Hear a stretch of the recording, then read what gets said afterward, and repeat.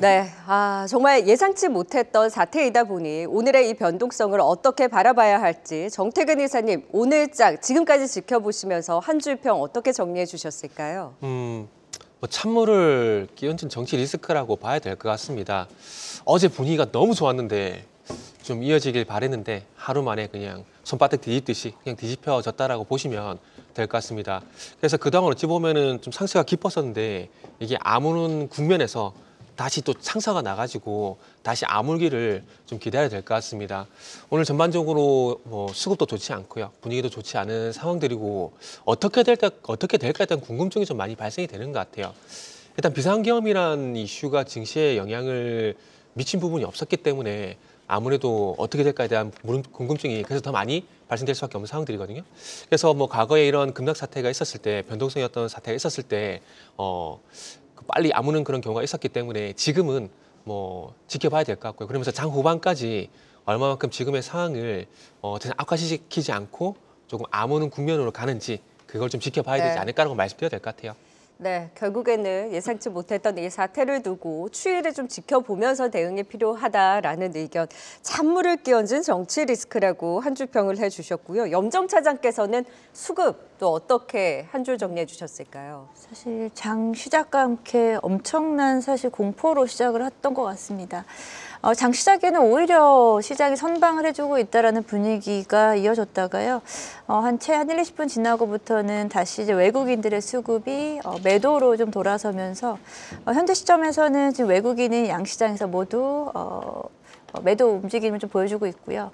여기서 오늘 예상치보다는 그래도 시장은 잘 버텨내고 있습니다만 여기에는 아무래도 증시안정펀드에 대한 유입에 대한 어떤 안정감이라고 할 수 있나요? 그런 부분으로 일단 기관이 좀 받쳐주고는 있습니다만 우리 시장에 대한 외국인들이 지금 돌아서려고 했던 시점에서 쉽지 않다라는 생각이 좀 들고 있고요. 외국인들의 추가적인 수급 이탈은 어느 정도 좀 염두에 둬야 되지 않을까라고 좀 생각하고 있습니다.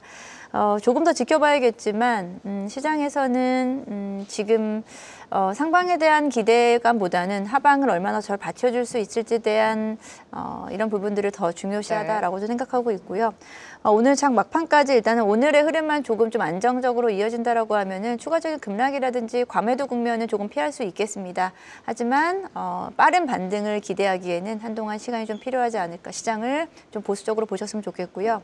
추가적으로는 지금 가능하시다라고 하면 현금 비중을 조금 만들어 놓으시는 것을 추천을 드리겠습니다. 네, 향후에 대한 불확실성에 대한 대비는 좀 필요하다. 그래도 좀 하방을 지지한지 여부를 지켜보자라는 말씀을 주셨고요. 정재훈 파트너는 또 섹터의 분위기를 어떻게 보셨을까요? 저는 이제 전반적으로 이제 계엄이라고 하는 그 단어가 주는 어감이 많은 국민들한테 좀 불안감을 자아낼 수 있는 꾸준하게 강조하고 있는 그 단어가 오히려 더 불안감을 증폭시키는 그런 상황이 아닌가 보여집니다. 어제 저는 이제 그 시간에 이제 돌아간 상황들을 야간 선물 시장을 통해서 다 이제 보고 있었는데 윤석열 대통령의 계엄 관련된 발언을 할 때 거기에 조금 의미심장한 몇 가지 말들이 섞여 있었습니다. 뭐 정치적으로 어떤 편이라던가 또 지금 현재의 사태에 대한 분석이 아니라 우리가 지금 생각해 봐야 될 거는 그 발언 안에 많은 내용이 포함되어 있다고 봐요. 지금 계엄이 내려졌다, 철회되었다, 그리고 불안이다 이전에 꾸준하게 싸워왔었던 정쟁의 내용이 무엇이냐를 생각해 보면은 지금 내부에 있는 수급도 그리고 외부에서 우리를 바라보는 시각도 지금 현재 정치판과 그로 인해서 어떤 영향력을 받는 경제적인 흐름들을 과연 그 올곧은 시각으로만 바라볼 수 있었을까? 그 부분도 한번 짚어봐야지 될 것 같아요.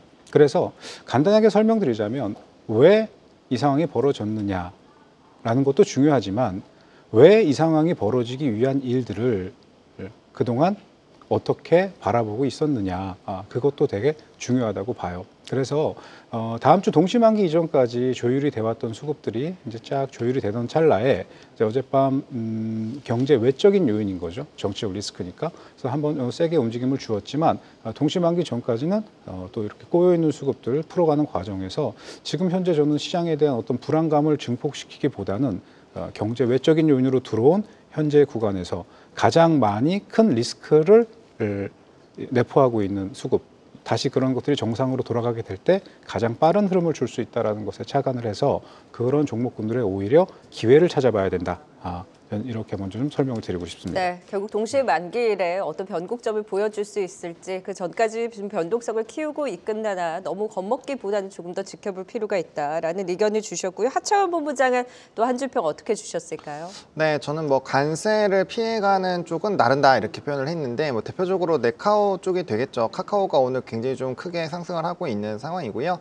물론 이제 정치적인 색깔이 아예 안 섞였다라고 보긴 좀 어렵지만 그래도 어쨌든 최근에 기간에 그리고 이제 연기금의 매수세가 굉장히 강하게 들어오면서 외국인의 수급까지 좀 뒷받침이 되어주는 쪽입니다. 그리고 오늘 좀 특징적으로 올라갔던 산업이 또 히토류 관련된 부분인데 결국에는 무역전쟁 관련된 이슈죠. 그래서 지금 시장은 어쨌든 간에 이런 정치적인 불확실성에 대한 부분에서 반응을 했지만 여전히 그 안에서도 이제 미중 갈등과 연관이 되어 있는 쪽들은 굉장히 좀 수급이 쏠리고 있다라는 것들을 좀 체크를 해보시면 좋을 것 같고 거기에 따른 수급의 변동성은 앞으로도 좀 계속 유지가 되지 않을까 이렇게 생각을 하고 있습니다. 네, 네 분과 함께 오늘장 시장 여파에 따른 한 줄 평 쭉 들어봤고요. 또 긴급 진단으로 환율을 중심으로 한 사태 파장을 조금 더 짚어보도록 하겠습니다. KB증권 임재균 연구원 전화 연결 통해 자세한 말씀 들어보도록 하죠. 안녕하십니까? 예, 안녕하세요. KB증권 임재균입니다. 네, 밤사이 있었던 사태, 금융시장에 대한 변곡점, 특히 변동성, 특히나 환율에 대한 변동성도 어마어마했었는데요. 그 여파를 좀 어떻게 해석하고 계셨을까요?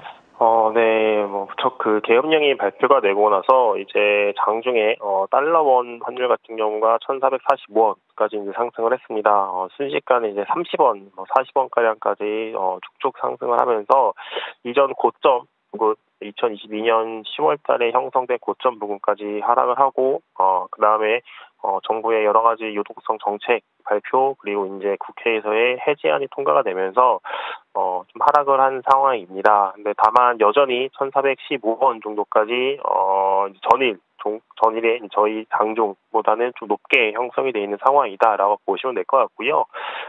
환율뿐만이 아니라 이제 주식 같은 경우도 이제 야간 선물에서는 거의 이제 6%까지 하락을 한 이후에 좀 낙폭이 축소가 되고 있는 상황이다라고 보시면 될 것 같습니다. 아무래도 이렇게 갑작스럽게 좀 예상치 못한 정치적 불확실성으로 인해서 국내 장이 좀 약세를 받는 상황이다라고 보시면 될 것 같고 오늘 같은 경우는 이제 채권도 금리가 상승해서 출발은 했지만은 점점 조금 이제 채권 같은 경우는 낙폭을 줄여나가면서 좀 채권 시장 같은 경우는 상대적으로 주식이라던가 환율 시장에 비해서는 안정화되고 있는 모습을 좀 보시면 될 것 같습니다. 네, 그래도 지금 극심했던 변동성 대비로는 진정되고 있기는 하나 여전히 부담스러운 구간은 맞습니다. 그렇다면 이러한 정치적 불확실성, 과연 그 불확실성이 연말에 더 확대될 것이냐 아니면 안정을 찾아갈 것이냐 어느 쪽에 조금 더 무게를 두고 계십니까? 네, 여러 가지 정치 불확실성은 여전히 좀 남아있는 상황이긴 합니다만, 좀 금융시장은 안정화돼가는 좀 방향으로 생각하셔도 된다라고 보고 있습니다. 그렇게 보고 있는 이유가, 일단은 정치적 불확실성이 확대가 된 이후에, 기재부라던가, 그리고 금융위, 금감원, 그리고 한국은행까지 나서가지고, 지금 금융시장에 여러 가지 방법을 통해서 유동성을 공급한다라고 밝히고 있습니다. 특히 이제 금융위 같은 경우는 증시 안정 펀드 10조 원 규모를 이제 바로 가동한다라고 밝혔고, 이제 채권 펀드 같은 경우도 채권 안정 펀드도 한 40조 원 규모인데 이거를 가동한다라고 밝혔고요.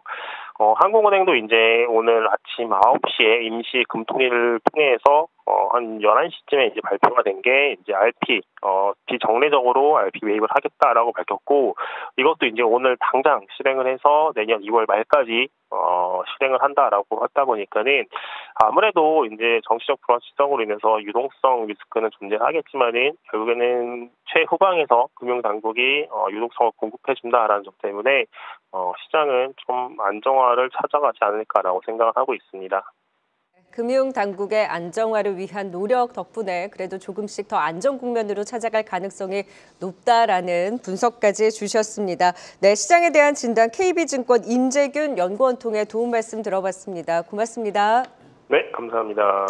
네, 그렇다면 지금 이 사태를 두고 증권가에서는 어떤 의견들을 내놓고 있는지 그 시각도 함께 체크해 보도록 하겠습니다.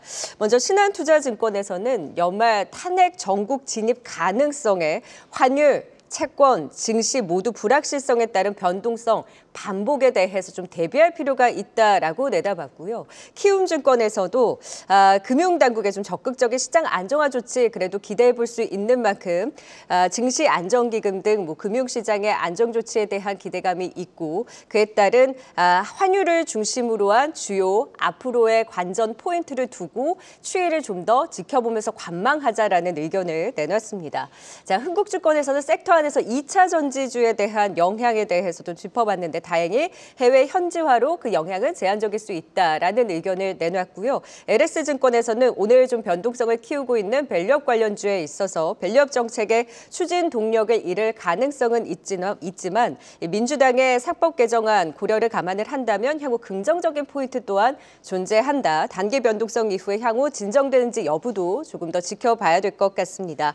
자, 계속해서 오후장 종목들의 파장도 좀 더 짚어보고 가도록 할까요? 정치 테마주들에 대한 변동성이 확대되고 있습니다. 자세한 분위기 류용민 캐스터가 정리해드립니다.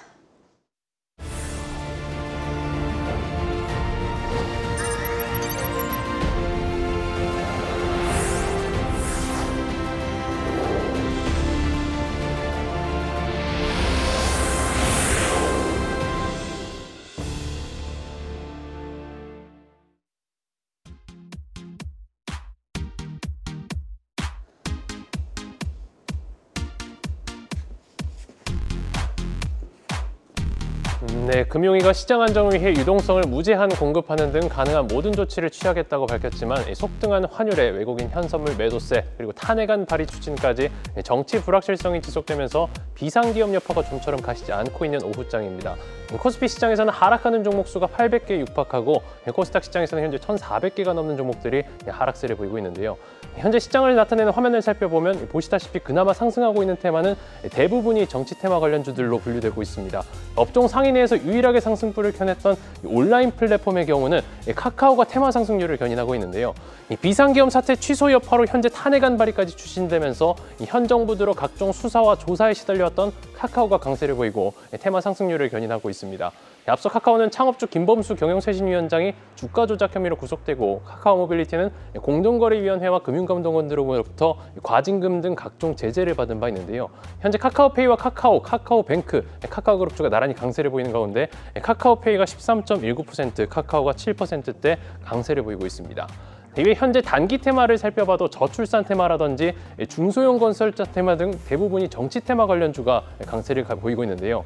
그나마 업종 상이나 단기 테마에서는 경기 방어주, 음식료와 식품류 테마 정도만 상승이 눈에 띄고 있습니다. 음식료주 내에서는 오늘 S&D의 강세가 가장 눈에 띄고 있고요. 삼양식품의 미국 수출 확대 기대감에 힘입어 나란히 상승을 보이고 있습니다. IBK투자증권에 따르면 현재 건설 중인 밀양 2공장이 내년 6월, 늦어도 7월에는 상업 생산에 들어갈 것으로 예상되는 가운데 해외 생산 공장 설립 가능성도 열어두고 추가 증설을 검토 중인 것으로 파악된다면서 밀양 2공장이 준공된다면 생산 능력이 기존 대비 40%가량 증가할 것으로 전망했습니다.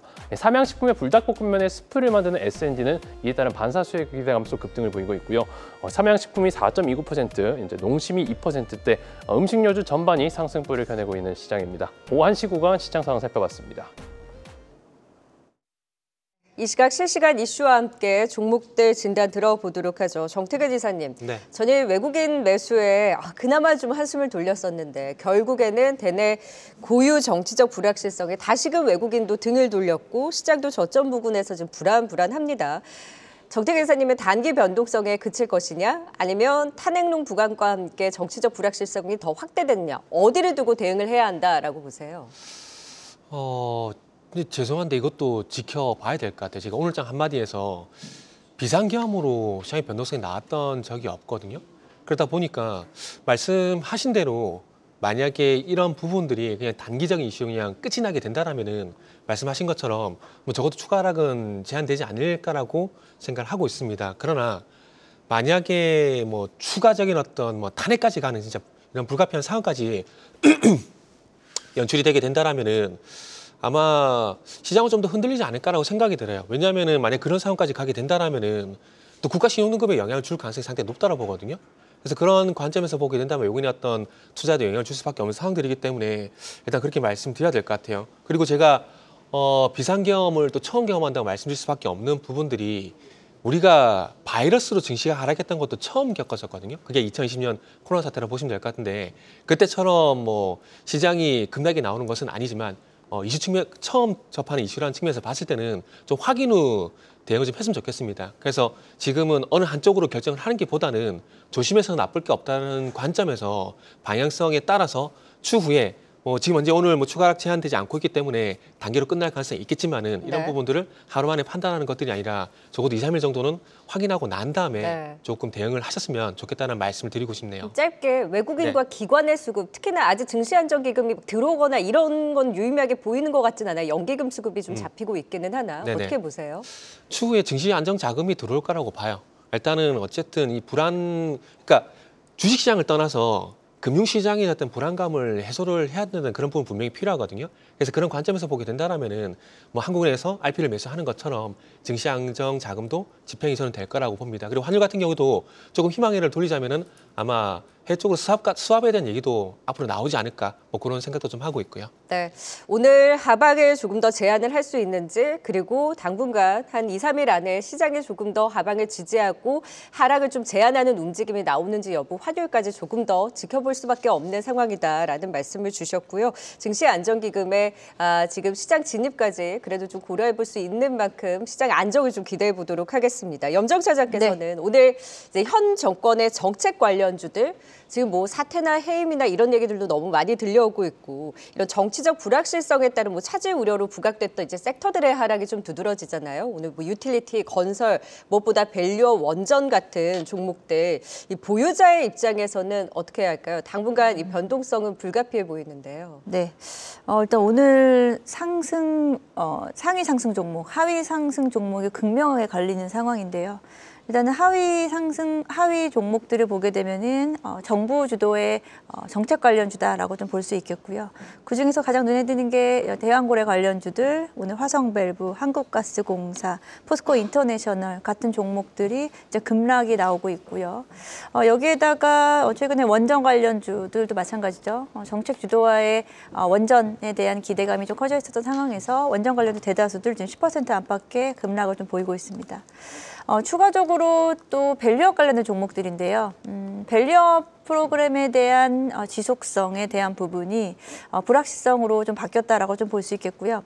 오늘 금융주들이 또 일제히 급락이 나오고 있습니다. 사실 이제 테마주 성격이 앞서 말씀드린 종목들, 대왕고래라든지 원전 관련 쪽은 살짝은 좀 테마 성격으로 단기적인 좀 변동성이 있는데 오늘 금융주들이 지금 KB금융 5%대 그리고 하나금융도 7%대 지금 여기서의 수급이 외국인 이탈이거든요. 외국인들은 지금 이 밸류업 관련된 어찌 보면 가장 안정적이라고 봤었던 금융주들에서 이탈이 우리 시장 전체에 대한 기초적인 부분을 좀 대변하고 있다고 생각을 하고 있고요. 금융주들 같은 경우에는 그래도 상대적으로 고점 대비해서 지금 오늘 빠진 거 감안했을 때 5에서 10% 안팎의 하락률이거든요. 그러다 보니까 외국인들 입장에서는 빠르게 좀 손절을 하고 나가는 게 좀 낫지 않겠나라는 입장을 표하는 것 같습니다. 앞으로 돌아가면은 일단 앞서 말씀드린 대왕고래라든지 원전 관련된 저는 정책 관련주들은 빠르게 조금 비중 축소하는 게 맞다라고 좀 생각하고 있고요. 금융주들 같은 경우도 개인 투자자들 분들께서 가지고 계신 분들 다행히 지금 그렇게 큰 손실 아니다라고 좀 생각하고 있습니다. 오히려 여기서 비중을 좀 축소해서 현금 마련해 두시고요. 또 다른 기회를 노리시는 게 저는 더 현명하지 않을까라고 생각하고요. 지금 정부 주도하의 관련주들은 한동안은 방향성을 상실하지 않을까라고 생각하고 있습니다. 네, 지금 관련한 정책 관련주들에 대한 변동성 지금 당분간 좀 불가피한 만큼 리스크 관리가 좀 필요하다, 보수적으로 좀 결단이 필요하다라는 의견을 주셨습니다.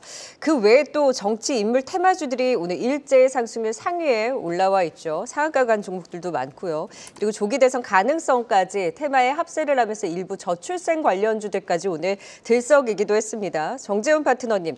여기도 이 테마주의 이 향연을 두고 단계에 그칠지 앞으로의 방향성을 어떻게 보세요? 네, 우선 오늘 테마주들이 움직이는 점에 대해서는 저는 좀 주의를 요한다 말씀을 드리고 싶습니다.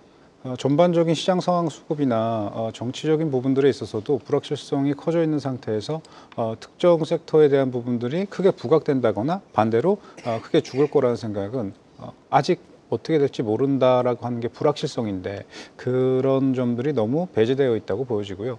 오히려 지금 현재 구간에서 가장 정치 테마 혹은 정치와 관련해서 가장 큰 수혜를 줄 수 있는 게 지수다라고 좀 설명을 드리고 싶어요. 자, 이 이야기를 하려면 일단 어제장 수급부터 조금 짚어봐야지 되는데요. 어제장 수급은 지난번 하락 이후에 그러니까 지난번 만기 이후에 변곡을 주고 상승 눌림, 다시 올라오는 과정에서 적지 않은 물량의 프로그램 매물이 유입되었거든요. 그리고 그렇게 유입된 물량들은 결국은 다시 빠져나와야지 되는 수급이에요. 저는 이제 사실상 이런 이슈가 없었다고 하면은 한 다음 주 동시만기 전에 한번 그 물량들이 빠져나왔다가 다시 조율을 한 흐름들이 나올 수 있을 거라고 예상을 하고 있었고 또 전반적인 주체들의 포지션도 그렇게 약간 짜여져 있었던 것 같아요. 근데 어제 종가 부근에 막대한 물량의 주식 선물 청산 포지션이 잡혔거든요. 그러고 나서 야간장에 고점 대비 저점의 선물 시장의 변동폭은 19포인트에 달했습니다. 보통 일 평균 변동폭으로 볼 때 10포인트가 넘어가는 변동폭이 나온 날이 많지도 않았을 뿐더러 19포인트 정도의 변동폭이 짧은 시간에 나왔다는 건 결코 작은 흐름이 아니거든요. 바꿔 얘기하면 그만큼 외과 옵션의 수익률은 크게 폭발할 수 있었을 것이고 그런 변동성으로 인해서 누군가는 손실을 봤지만 바꿔 얘기하면 누군가는 수익을 봤잖아요. 그리고 내려간 자리에서 또 반발을 하면서 누군가는 또 손실을 봤지만 누군가는 또 수익을 봤단 말이죠. 항상 여기서 생각해 봐야 될 거는 누군가가 무엇을 챙겨갔다는 걸 봐야 되거든요. 그런 변동성에 의해서 큰 수익성이 한번 터지고 나면 그 다음에는 빠른 흐름이 나기가 어렵습니다.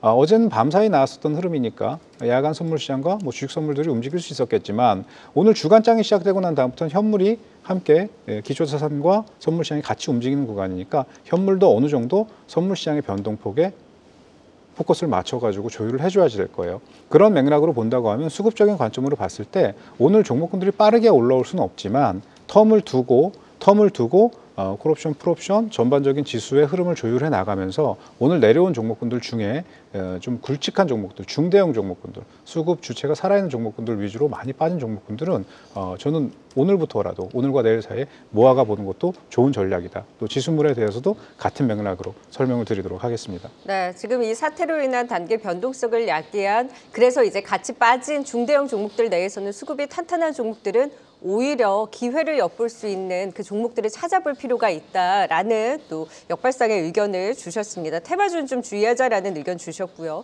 여기에 또 같이 오늘 피해를 봤던 섹터죠. 여행주, 일부 주요국에서 한국을 여행 위험 국가로 여행주의보를 발령하면서 타격을 또 받고 있는데 여기도 단기 변동성에 그칠지 그랬으면 좋겠는데 일부 항공 카지노가 한 3% 내외 하락을 보이는 종목들이 많거든요. 큰 급락까지는 아닌데 괜찮을까요? 네, 일단은 괜찮다라고 생각을 하고 있고요. 대신에 이제 단기 차익에 대한 그런 시선으로 바라볼 수 있는 상황이고 충분히 그런 물량이 나오고 있기 때문에 뭐 하락의 그런 여지를 너무 이제 단기적으로 보지 마시고 추가적으로 이제 외국인 수급이라든지 기타 수급 이탈에 따른 부분들을 생각을 해보셔야 될 것 같습니다. 기본적으로 여행 항공주들도 기간의 매수, 특히나 연기금의 매수가 들어오면서 이제 외국인이 따라 들어오는 바텀 피싱 전략이 상당히 좀 유효했었던 산업군이죠. 턴어라운드에 대한 기대감들도 있었고요. 다만 이제 뭐 항공주 같은 경우는 사실 달러가 높아지게 되면은 유가가 떨어지더라도 좀 압박을 받을 수 있는데 이번엔 달러와 유가가 동시에 올라가기 때문에 좀 일부 압박에 나올 수 있는 것 같고요.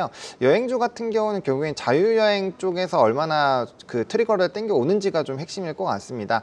뭐 어제도 제 아시는 뭐 PD분들이나 이런 분들은 많이 놀러 가셨거든요. 그래서 어제 그런 일이 있을 거라고 다들 예측을 못했기 때문에 뭐 사실 놀러 가는 예정이나 이런 것들이 좀 어긋나거나 그러지는 않을 것 같습니다. 네. 그래서 일단 단기 차익 매물에 대한 그런 요인으로 작용을 했다라고 보시면 될 것 같고 오히려 추세적으로 봤을 때 좀 너무 많이 눌린다라고 생각을 한다면 저도 충분히 기술적인 반등을 노리고 뭐 접근하는 건 나쁘지 않을 것 같다. 이렇게 정리 드리겠습니다. 네, 여행주는 그래도 앞으로 이런 단기 변동성을 뒤로하고 반등에 대한 진정 국면으로 갈 가능성이 높다라는 긍정적인 평가도 주셨습니다.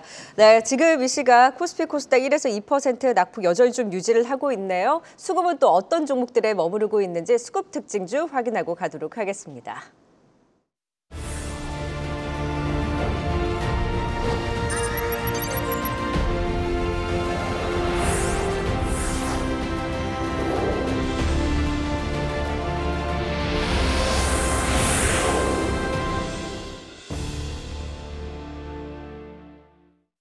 네, 7거래일 만에 돌아온 가뭄 속 단비 같았던 외국인의 수급이 오늘은 또다시 4천억 넘는 대량 매도로 나오고 있습니다.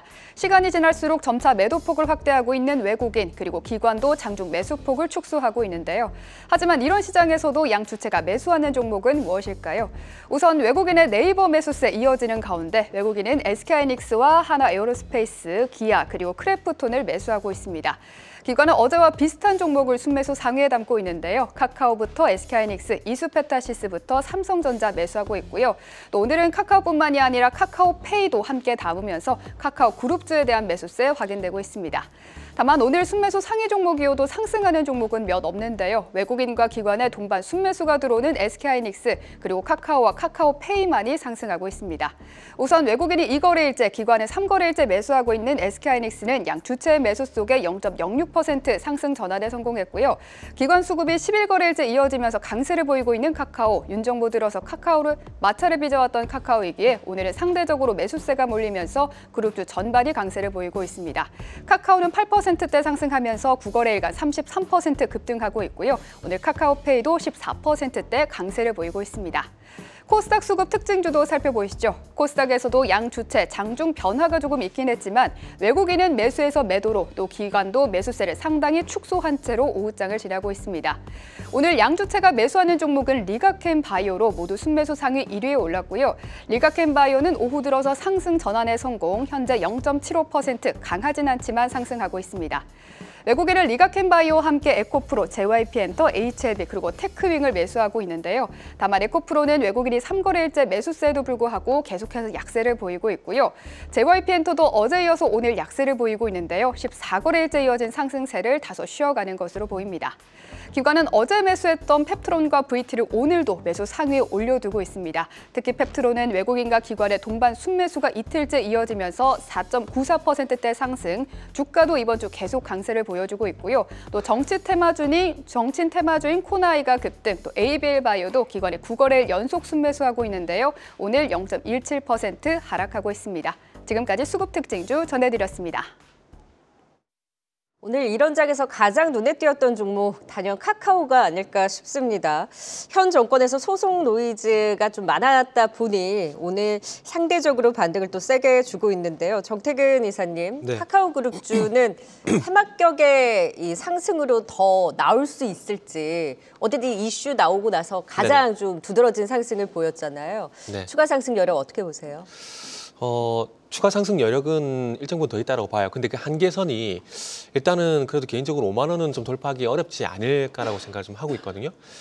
일단 잘 아시겠지만 그 네이버 대안으로 기관이 픽을 하게 되면서 상승하는 부분들이 분명히 있고요. 그리고 어제 그런 상황 속에서도 카카오톡은 또 됐다라는 그런 네. 부분들이 좀 제가 볼 땐 반영된 것도 있다라고 생각을 하고 있습니다. 그렇게 본다라면 오늘 거래량 그리고 상승의 힘에 의해서 내일까지 상승은 좀 나오겠지만은 아마 추가 상승은 힘들지 않을까라고 생각을 하고 있습니다. 결국 카카오 가지고 있는 본질적 가치 쪽으로 다시 회귀할 수밖에 없다라고 보거든요. 그래서 그렇게 본다라면은 내일까지, 그리고 내일까지 반등 나오겠지만 여기서 추격 매수는 좀 자제를 했으면 좋겠다라는 말씀 좀 드리고 싶네요. 네, 카카오 추격 매수는 자제하자라는 의견을 주셨고요. 자, 이번에는 기아 오전장까지만 해도 동반 순매수였는데 일단 기관 쪽에 꾸준한 매수가 요즘 유입이 되고 있습니다. 11월에 미국에서의 판매 호조 소식이 전해지기도 했는데 염정 차장님, 네. 기아도 좀 수급과 함께 바닥을 잡나요? 일단은 예상보다는 우리나라 코스피 시총 상위 종목들의 낙폭이 그리 크지는 않고요. 기아 같은 경우에도 지금 뭐 플러스에서 마이너스로 전환되긴 했습니다만 여전히 수급은 좀 양호한 모습을 나타내고 있습니다. 지금 3거래일 연속 외국인과 기관의 순매수가 좀 이어지고 있고요. 기아 같은 경우 앞서 말씀하셨듯이 미국 내에서 판매량이 전월 대비해서 20% 정도 증가했다라는 부분. 상대적으로는 자동차 판매량이 둔화되고 있는 경기 사이클 속에서 지금 친환경차라든지 그리고 전기차 쪽에서의 호조를 좀 보이고 있는 현대차와 기아는 상대적으로 좀 견조한 흐름을 이어갈 것으로 예상을 하고 있습니다. 국가 신인도라든지 국가의 신용평가 등에 대한 전반적인 영향을 미칠 수 있겠지만 뭐 현대차, 기아 같은 브랜드 파워에 대한 부분은 아직까지는 그렇게 큰 타격을 입지 않은 것으로 좀 보여지고 있고요. 그런 부분에서는 단기적으로 낙폭은 좀 있겠지만 하방은 좀 받쳐주지 않을까라고 생각하고 있습니다. 네, 그리고 강력한 주주환원에 대한 기대까지 어제여서 오늘 그래도 기아 잘 버티는 움직임 보여주고 있고요. 말씀해 주셨다시피 주요 포인트가 시총 상위주들의 낙폭이 그렇게 깊지 않았다는데 오늘 또 포인트가 있는 것 같습니다. 자, 이번에는 그 안에서 또 SK하이닉스 여기 외국인 기관 동반 순매수 유입되면서 오늘 상승 전환의 힘까지 보여줬거든요. 좀 더 의미가 있을까요? 정재훈 파트너님. 네, 지금 하이닉스를 제 차트를 보면서 좀 설명을 드리면요. 현재 기준가를 15만 8,400원에다 두고 있는데 주체들이 들고 있는 현재 이 종목에 대한 기준가를 15만 8,400원에 잡고 있단 말이죠. 지난번에 한번 엊그제 해서 한번 자리를 찍어 주었고 다시 현재 구간에서 리턴가는 18만 2,700원까지는 반발이 가능한 구간입니다. 자, 근데 이 종목이 왜 현재 구간에서 자꾸 위아래 등락을 주고 있느냐라는 거에서 출발을 해봐야 될 문제인데 현재 이 기업이 갖고 있는 미래가치에 큰 변화는 들어오지 않았습니다. 하지만 이전에 반영되어 있던 미래가치를 넘어설 만큼의 미래가치는 아직 만들어지지 않았죠. 그러니까 현재 구간에서 그 미래가치에 추가적인 감가가 있을 수 있을지, 소실이 있을 수 있을지, 변화가 있을 수 있을지를 봐가면서 흐름을 조율하는 구간이고요. 보통 이런 구간에서는 지수를 조율하는데 많이 활용이 되게 됩니다. 그런 점을 들어서 오늘장 시장이 내려오고 지수를 붙잡는 데 일조를 하고 있다. 그 정도 선에서 전 하이닉스의 흐름을 어떤 큰 유의미하게 보기보다는 조율하고 있다 정도로 설명을 드리도록 하겠습니다. 네, 그리고 코스닥 시장에서는 리가켄바이오의 외국인과 기관의 동반 순매수, 알테오젠도 저점 대비 좀 낙폭을 축소하고 있는 흐름을 보이고 있습니다. 바이오의 흐름은 어떻게 보셨을까요? 하차원 본부장님. 네, 뭐 일단 펀더적으로 문제가 생긴 게 아니라 센티적으로 물량이 빠졌다라는 부분에서 이제 저가 매수가 좀 들어오고 있는 것 같고요. 또 리가켄바이오 같은 경우는 최근에 자사주 매입도 꽤 많이 진행을 했습니다. 그래서 평단 자체가 10만 원대 초반이라서 현재 구간이 이걸 좀 벗어나는 부분이라고 보시면 될 것 같고 일단은 뭐 ADC 쪽에 대한 이벤트 그리고 이제 뭐 학회에서 또 이벤트가 있는 것들 그런 것들 다 따져본다고 한다면 저는 오히려 저가 매수가 좀 유효하지 않을까라고 이렇게 생각을 하고 있습니다. 네, 이번 정책 불확실성과 사태로 인해서 시장 변동성을 키울 때 일부 종목들에 대해서는 저가 매수가 유입되고 있다라는 점, 이 부분도 같이 체크하면서 그 종목들 지켜볼 필요 있을 것 같습니다. 네, 오후장에 대한 시장 긴급 진단 네 분과 함께했습니다. 오늘 도움 말씀 고맙습니다. 계속해서 다양한 경제 이슈를 알고 싶다면 구독과 좋아요, 알림 설정 부탁드립니다. AI 캐스터 권미정이었습니다.